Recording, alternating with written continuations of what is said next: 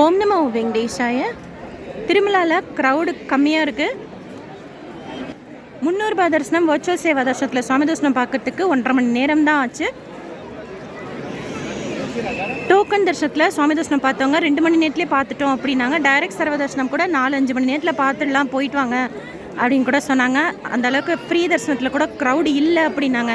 தரிசனம் பண்ணிட்டு வந்த டிவோட்டிஸ் நான் ஒரு 11:30 மணி போல் கியூவில் ஜாயின் பண்ணிவிட்டு 1.5 மணி நேரத்தில் வெளியில் வந்துட்டேன்.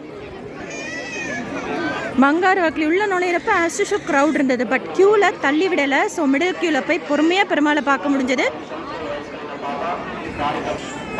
திருப்பாதத்துலேருந்து திருமுடி வரைக்கும் பார்க்க முடிஞ்சது. ஒரு மாதிரி ஆரஞ்சிஷ் மாம்பழ கலர் வஸ்திரம் பெருமாளுக்கு. நேத்திர தரிசனத்தில் ரொம்ப அழகாக இருந்தார். மார்பில் இருக்கிற தாயார் போக ஸ்ரீனிவாச பெருமாள் சங்கு சக்கரத்தோட தரிசனம் பண்ண முடிஞ்சது. வரதராஜ பெருமாளுக்கும் இன்னைக்கு நல்ல அலங்காரம், நல்லா பளிச்சுன்னு இருந்தது அவரையுமே பார்க்குறதுக்கு. தீர்த்தம் சடாரி வாங்கிட்டு முன்னாடி உண்டியல் காசு எண்ணிட்டு இருந்தாங்க. இப்போ அந்த இடத்த காலி பண்ணிட்டாங்க. அந்த இடத்துக்கு மறுபடியும் ஸ்க்ரீன் போட்டு ஏதோ ரெனோவேஷன் ஒர்க் ஸ்டார்ட் பண்ணியிருக்கிறாங்க. அண்ட் ஸ்ரீ ராமானுஜர் கூட நல்ல அலங்காரம். அவரோட சன்னதி கேட்டு கூட பாதி கேட்டுக்கு ஒரு மாதிரி நெட்டு மாதிரி போட்டிருக்காங்க. மேபி பூனை எலி மாதிரி போதா எதுக்குன்னு தெரியல. பட் பாதி வரைக்கும் நெட்டு மாதிரி போட்டிருக்காங்க. மே 12 அவரோட அவதார திருநாள்.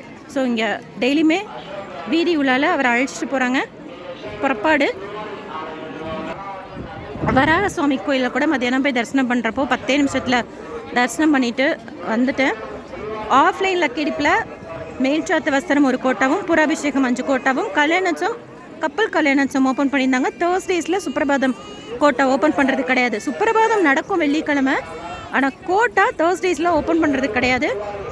பட் நான் நாளைக்கு ஸ்ரீனிவாச மங்காபுரமில் அபிஷேகம் புக் பண்ணியிருக்கிறேன்.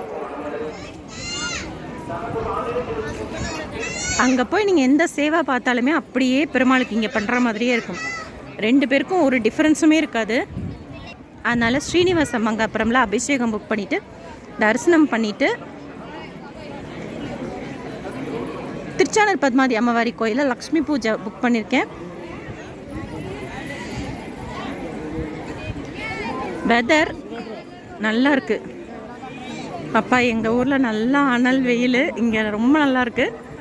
ஆக்சுவலாக ஒரு அலர்ட் கால் மாதிரி குர்ருன்னு வந்துச்சு.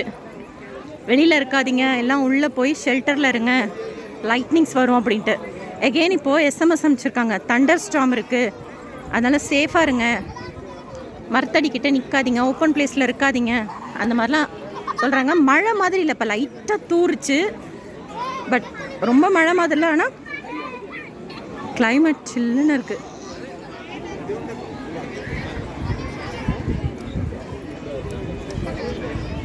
சாயந்தரம் சகசரதி ஆக்சுவலாக உள்ளேயே கோயிலுள்ள தரிசனம் பண்ணிட்டு வரும்போதே வெயிட் பண்ணி ஊஞ்சல் சேவாவில் பெருமாளை பார்த்துட்டு தான் வெளியில் வந்தேன். மறுபடியும் அவரை வெளியில் வர்றப்பையும் பார்த்தேன். சாயந்தரம் சகசரதி அலங்கார சேவாலையும் பெருமாள் தாயாருக்கு சகசரதி அலங்கார சேவா அண்ட் எதிர் சேவையாக ஸ்ரீ ராமானுஜர். ரொம்ப அழகான அருமையான அலங்காரம். இன்னைக்கு 3 தடவை மலையப்ப சுவாமியை பார்க்க முடிஞ்சது.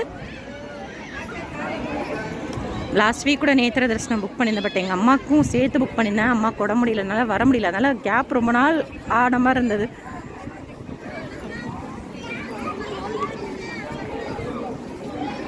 இன்னைக்கு ஸ்டேட்டஸ் படி க்ரௌட் அவ்வளோக்கா இல்லை. நாளைக்கு வீக்கெண்ட்லாம் எப்படின்னு தெரில. பட் இன்னைக்கு அவ்வளோக்கா க்ரௌட் இல்லை.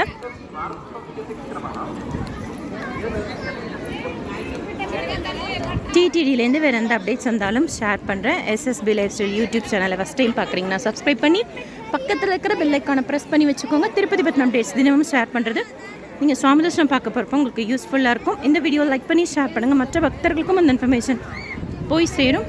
தேங்க்யூ.